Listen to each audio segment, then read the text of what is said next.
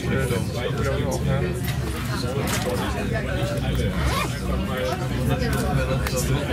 Für so eine Stunde.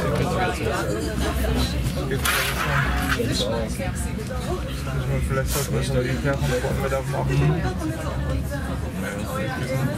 Ich bin gestern Abend erstmal voll eingepennt. Irgendwie um 5 nach Hause gekommen oder so, oder um 5:30. Auf den Couch gelegt und dann habe ich 4,5 Stunden gepennt.